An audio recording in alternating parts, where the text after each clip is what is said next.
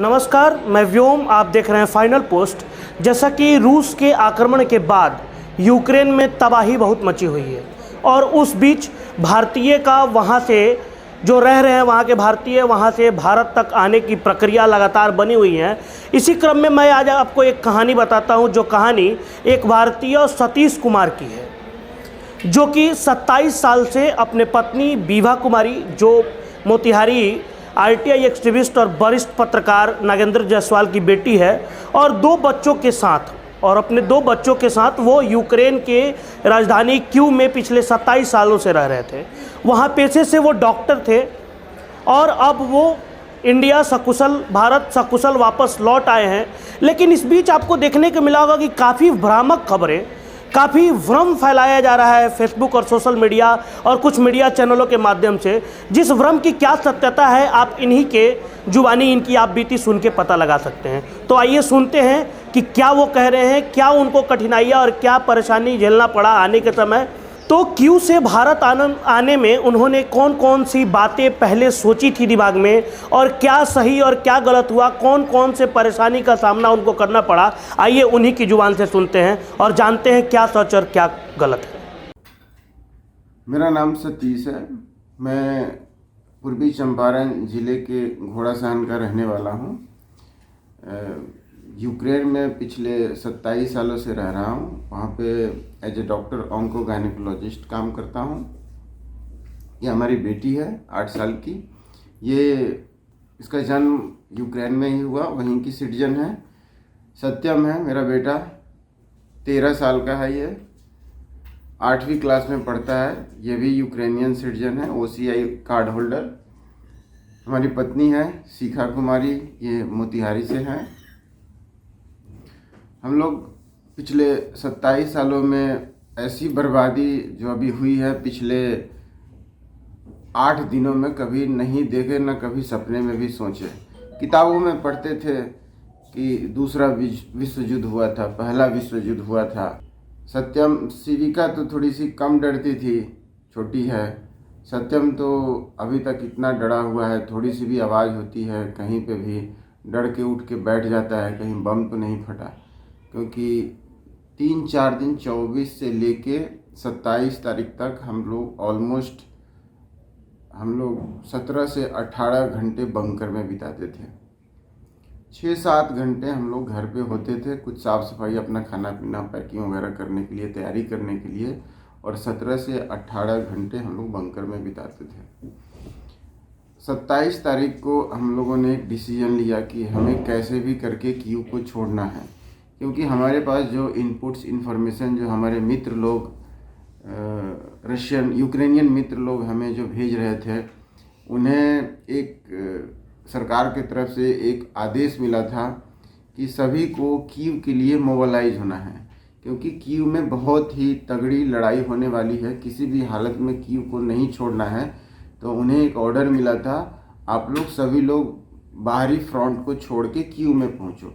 तो हमारे लिए एक स्पष्ट संदेश था कि आप कीव को छोड़ो, क्योंकि सड़कों पे लड़ाई होने वाली है और गोली, बम, बारूद, वो किसी का नाम पूछ के किसी पे अटैक नहीं करती है। तो उसमें कोई भी मारा जा सकता है, सिविलियंस पे अटैक हो सकता है। उस समय कोई पहचान काम नहीं आती है। आनंद फानंद में हमने गाड़ी बुक की 27 तारीख को सुबह में। वो गाड़ी हमसे उस समय मैंने 10,000 यूरो का डिमांड की। 10,000 यूरो का मतलब आप पकड़ लो करीब 10 लाख रुपया आप पकड़ के चलो इंडियन करेंसी में। 10 लाख रुपया हम लोग देने के लिए तैयार थे कि हमें कीव से निकाल के बॉर्डर तक पहुंचाए, रोमानिया बॉर्डर तक। विद इन आवर, 1 से 2 घंटे के अंदर ही वो गाड़ी फुल हो गई। हम लोग अभी आपस में डिस्कस ही कर रहे थे, लोगों को जमा कर रहे थे कि चलो सब लोग पैसा देते हैं, आपस में मिलाते हैं 1 लाख रुपया या 2-2 लाख रुपया, और हम लोग निकलते हैं। इतने में ही गाड़ी के ड्राइवर का फ़ोन आता है कि हमारी गाड़ी फुल हो गई, हम एयरपोर्ट रोमानिया बॉर्डर के लिए निकल रहे हैं। नेक्स्ट जो बुकिंग लेंगे वो नेक्स्ट डे के लिए लेंगे। और हमारे पास टाइम नहीं था कि नेक्स्ट डे मुझे पता नहीं होगा क्या। हम लोगों ने दूसरी गाड़ी को ढूंढना चालू किया इंटरनेट से, दोस्तों की मदद से, मित्रों की मदद से, इधर उधर। तो एक गाड़ी हमें मिली, छोटी सी गाड़ी, 18 सीट की थी वो। तो उसने करीब करीब $3,500 लेके हमें कीव से रोमानिया बॉर्डर तक हमें पहुंचाने का वादा किया। हम लोग करीब करीब 27 तारीख को 6 बजे हम लोग निकले हैं रोमानिया बॉर्डर के लिए, और 8 बजे से वहाँ पे 8 बजे से नहीं 7 बजे से कर्फ्यू लगना था कीव में। हम लोग कीव से निकले हैं और हमारे पीछे पीछे बम के धमाके शुरू हुए हैं।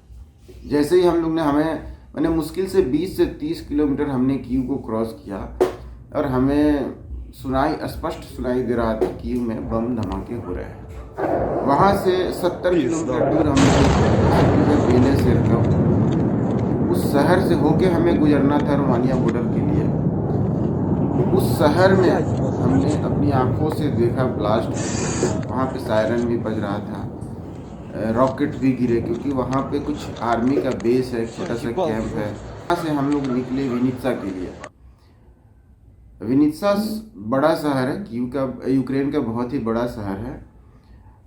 विनित्सा शहर को क्रॉस करते हुए सायरन की आवाज़ बजती थी। हमारा जो ड्राइवर था वो सही में हिंदी फिल्म का बजरंगी भाईजान था।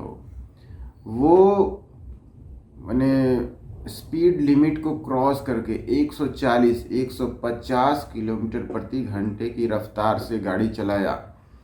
हमें डर था कहीं बम किसी पे गिरे ना, किसी गाड़ी पे कहीं पे गिर सकता है। सायरन बजने का मतलब होता है कि आपको इमीडिएट बंकर में जाके, आपके पास 10 से 15 मिनट टाइम होते हैं, आपको जाके नियरेस्ट बंकर में, बॉम्ब शेल्टर में जाके छुपना होता है।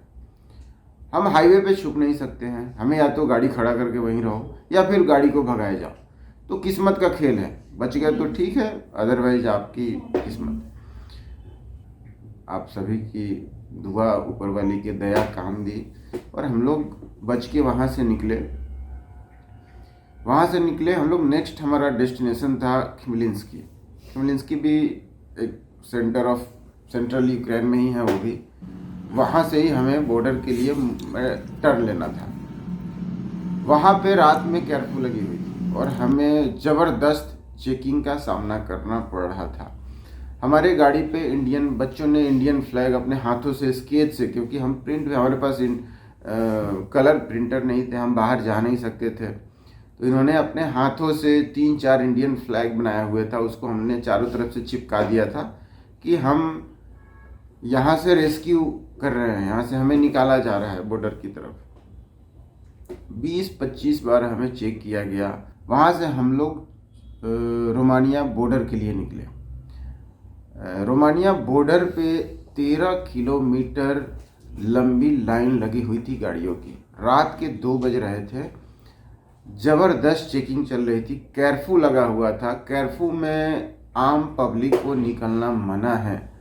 हमारे ड्राइवर ने बोला कि चलो मैं कैसे भी करके आपको निकालूंगा, वो हमारी ड्यूटी है। उसने अपनी ड्यूटी को बहुत ही अच्छे तरीके से निभाया। 13 किलोमीटर की जो लंबी लाइन लगी हुई थी गाड़ियों की, अगर हम लोग उस लाइन के हिसाब से चलते तो हमें 2 दिन बच्चों के साथ बॉर्डर पे खुले आसमान के नीचे बिताना पड़ता। वहाँ पे -5 टेम्परेचर था। वो रॉन्ग साइड में, उल्टी साइड में गाड़ी को चला चला के एकदम जो बॉर्डर का जो मेन एंट्री पॉइंट है वहाँ तक ले आया। हम लोग आगे बढ़े। चेक पॉइंट पे हमारी खुशकिस्मती थी, ऐसे उन लोगों ने बोला कर्फ्यू के कारण सिर्फ गाड़ी में ही लोग निकल रहे हैं, पैदल कोई भी नहीं है वहाँ पे। हमारे साथ बहुत ज़्यादा सामान था, अभी तो हम लोग एक बैग लेके आए हैं, तो हमारे पास खाने पीने का, हम लोग 3-4 दिन के खाने पीने का सामान, कपड़े, चादर लेके निकले थे इन केस अगर हमें रोड पे, सड़कों पे शायद दिन बिताना पड़े तो बच्चों के खाने का सामान होना चाहिए। सामान बहुत ज़्यादा था, तो हम लोगों ने सारा सामान को वहीं बॉर्डर पे ही छोड़ दिया। अपने एक बैग हम सब लोगों ने लिया जो हम लोग कैरी कर सकते थे, क्योंकि छोटे बच्चे 4-5 किलो से ज़्यादा सामान नहीं उठा सकते हैं लोग। और पैदल कितना चलना है, आगे क्या होगा, किसी को कुछ नहीं पता है। बॉर्डर पे जाम कुछ नहीं था एज सच। वहाँ पे यूक्रेनियन बॉर्डर को बड़े अच्छे से हमें क्रॉस कराया गया। जो वहाँ पे लोकल यूक्रेनियन चेक पॉइंट के इमिग्रेशन ऑफिसर थे, कहीं पे कोई बदतमीजी नहीं हुई, जैसा कि मीडिया में आप लोग देखे थे, हमने भी देखा था। काफ़ी पिटाई वगैरह हुई थी इंडियंस लोगों की, और भी काफ़ी सारे इन्फॉर्मेशन आए थे। ऐसा एज सच ऐसा कुछ भी नहीं हुआ हमारे साथ। उन्होंने बहुत ही अच्छे से पर्सनली हमें हेल्प करके जो यूक्रेनियन इमिग्रेशन है हमने उसको क्रॉस किया। जैसे इमिग्रेशन क्रॉस किया, वहाँ से 300 मीटर की दूरी पे रोमानियन चेक पॉइंट है, वहाँ तक हमें पैदल ही जाना था। वहाँ पैदल जाके हमने रोमानियन जो इमिग्रेशन प्रोसेस है चेक पॉइंट उसको क्रॉस किया। जैसे ही हम लोग कागजी कार्रवाई ख़त्म करने के बाद में रोमानिया में दाखिल होते हैं, वहाँ पे हमें पूछा गया आप इंडियन हो, आपकी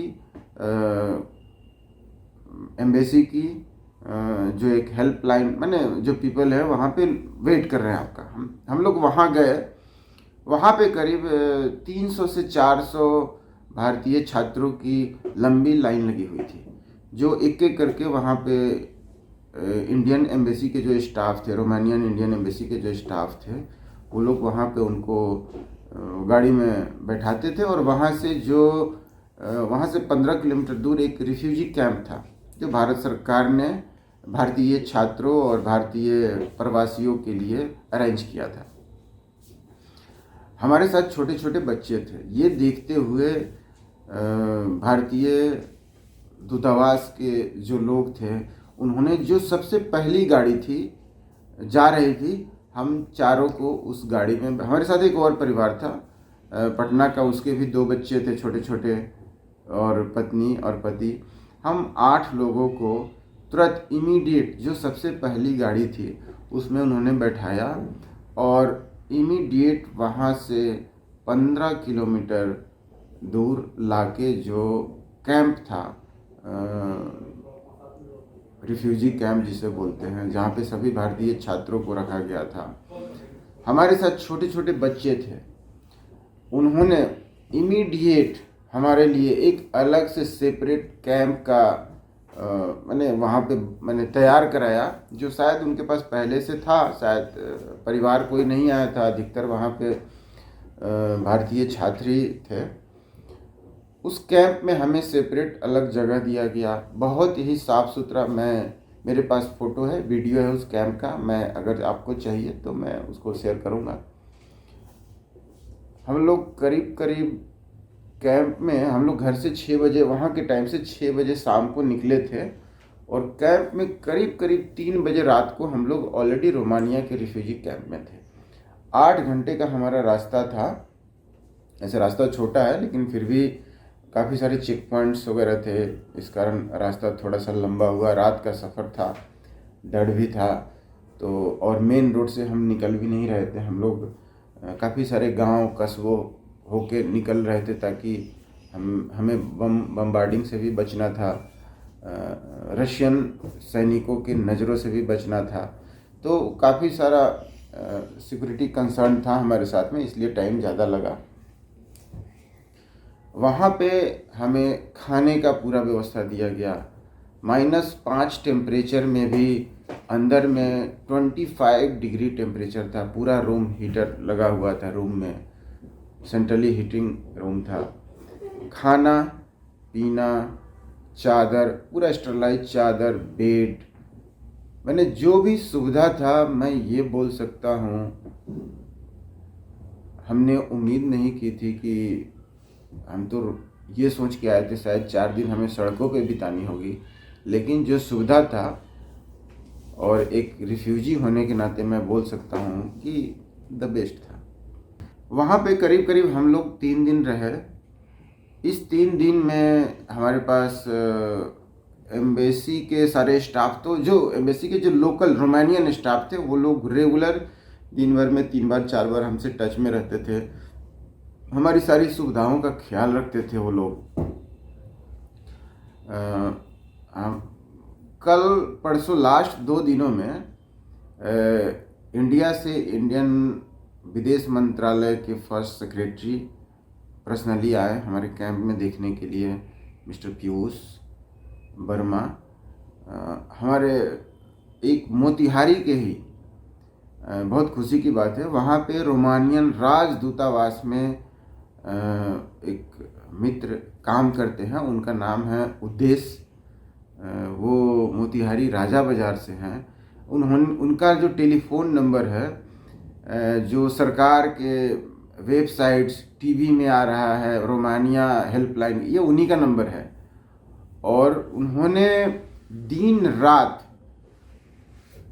जाग के बोले कि सतीश मैं छुट्टी तक नहीं लिया हूँ, 24/7 मैं जॉब कर रहा हूँ, जहाँ मौका मिलता है सो जाता हूँ, जो मिलता है खा लेता हूँ।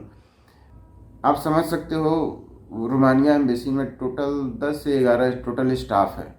10-11 लोगों के लिए अचानक से मैंने एक ऐसी आपदा आई है जो एक्स्ट्राऑर्डिनरी काम है, तो संभालना इतना आसान नहीं है। लेकिन फिर भी उन्होंने, मैं रोमानियन राजदूतावास के सभी सदस्यों को, खास करके मिस्टर उद्देश्य, मैं इनसे मिला, और एक और मिस्टर पीयूष वर्मा जो भारतीय विदेश मंत्रालय से आए थे, उनका तहे दिल से शुक्रगुजार हूँ। उन्होंने बड़े ही ट्रांसपेरेंट तरीके से, बिना किसी पार्शियलिटी के, वहाँ पे जो भी कैंप में लोग थे सबका एक लिस्ट बनाया, इवैक्यूएशन रेस्क्यू लिस्ट, जो फ्लाइट से जाना था, अपना लिस्ट वगैरह बनाया। 2 दिन में वो पूरा टाइम लगा तैयार करने में उनको। हमारे साथ एक और भारतीय परिवार महाराष्ट्र से थे, उनका 8 साल का बच्चा, बेचारा वो विकलांग था।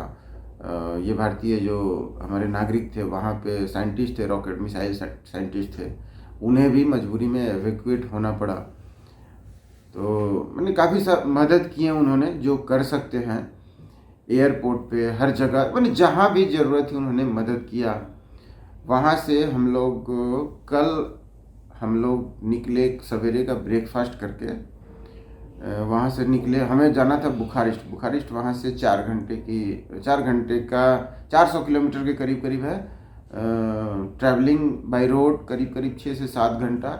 लेकिन भारत सरकार ने बोला कि वहाँ पे 1400-1500 उस कैंप में लोग हैं, तो जो भी नियरेस्ट एयरपोर्ट है उसको हायर कीजिए और वहीं से फ्लाइट शेड्यूल स्टार्ट कीजिए। उन्होंने एक नज़दीक में एक सुकीनी इंटरनेशनल छोटा सा एयरपोर्ट था, उन्होंने दिया भारत सरकार को। वहाँ पे इंडिगो एयरलाइंस की 2 फ्लाइट आई। हम लोग नाश्ता करके वहाँ से सबके लिए बस का व्यवस्था भारत सरकार ने किया था। हम लोग में अपना सामान लेके बस में बैठे, वहाँ से हम लोग सब लोग सुकीनी एयरपोर्ट आए। एयरपोर्ट पे जो प्रोसेस होता है इमिग्रेशन का, सिक्योरिटी वगैरह करके हम लोग फ्लाइट में बैठे। फ्लाइट में हमारे सरकार के जो मंत्री थे मिस्टर सिंधिया, वो आए, सबसे मिले, किसी को कुछ प्रॉब्लम तो नहीं हुई। मैंने एक जस्ट गेस्चर जो था उनका, आके सबसे मिले, हेलो हाय जो हुआ।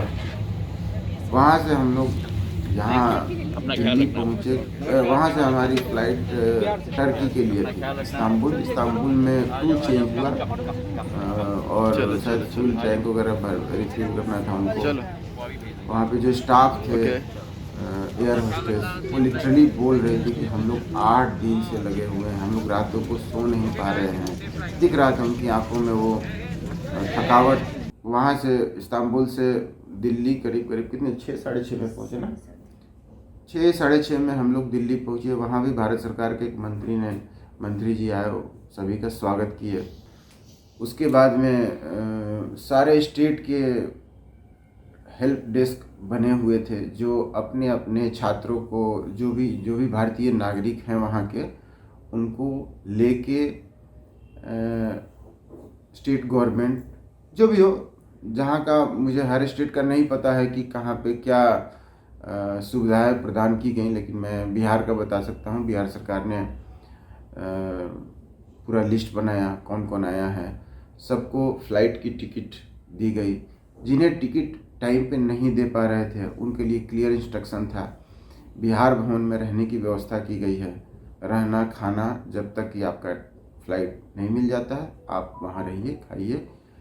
इवन एयरपोर्ट से बिहार भवन जाने तक का टैक्सी तक की सुविधाएं दी गई थी। कुछ मेरे मित्रों ने बताया कि इवन पटना एयरपोर्ट पे पहुंचने के बाद भी बिहार सरकार ने उनकी घर तक पहुंचाने की सारी व्यवस्थाएं की हुई है। चिंता थी वहाँ पे, मेरा वहाँ पे अपना खुद का घर है, अपने घर को छोड़ के आया हूँ तो उसकी भी चिंता होती थी। मेरा काम है उसकी भी चिंता होती थी। बच्चों का स्कूल है, इनकी ज़िंदगी बदल गई आज के डेट में, तो सबकी चिंता होती थी कि अब आगे क्या होगा, हम लोग क्या करेंगे आगे अगर ये सब कुछ होता रहा वहाँ पे यूक्रेन में, तो आगे क्या होगा। तो यही है हमारी आपबीती। मैं भारत सरकार का बहुत ही शुक्रगुजार हूँ। भारत सरकार ने जो अपना रेस्क्यू ऑपरेशन चलाया है, जो भी नियरेस्ट एयरपोर्ट जो यूक्रेन के आसपास में जो पड़ोसी देश है वहाँ के एयरपोर्ट से इंडिया तक लाने का, बहुत ही शानदार है। लेकिन थोड़ी सी कड़वाहट यही है इसमें कि शायद भारत सरकार को यूक्रेन में भी अपने किसी मंत्री को भेजना चाहिए था। वहाँ पे जो यूक्रेनियन राजदूतावास है, शायद उनके पास रिसोर्सेज नहीं है या फिर उनके पास मैन पावर नहीं है, वो पूरी तरह से फेल हो रही है अपने काम में। बाकी जो पड़ोसी देशों में भी जो राजदूतावास है, जहाँ तक मैं रोमानिया में मेरा खुद का अनुभव है, रोमानिया का बहुत ही अच्छा अनुभव मैं बोलूँगा। पोलैंड के बारे में बता सकता हूँ। वहाँ पे राजदूतावास ने गलत सलत नंबर हेल्पलाइन पे डाला हुआ था। कुछ वीडियो वगैरह हाई प्रोफाइल स्पीच तो थे, लेकिन वीडियो की बातें और एक्चुअल में कहीं कोई संबंध नहीं था। वहाँ पे चीज़ें एक्टिव हुई हैं। शायद बीके सिंह वहाँ पे गए थे किसी मंत्री के आने के बाद। ऐसे ही मंत्री वहाँ पहुँचे, पूरी की पूरी ऑफिस स्टाफ फील्ड में थी और चीज़ें स्वतः एकदम बहुत ही स्मूथ हो गई। सेम कहानी मैंने हंगरी से भी सुना।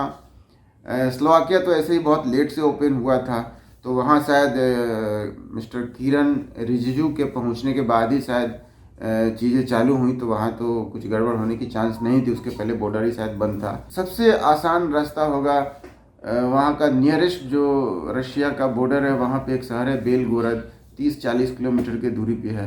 तो अगर भारत सरकार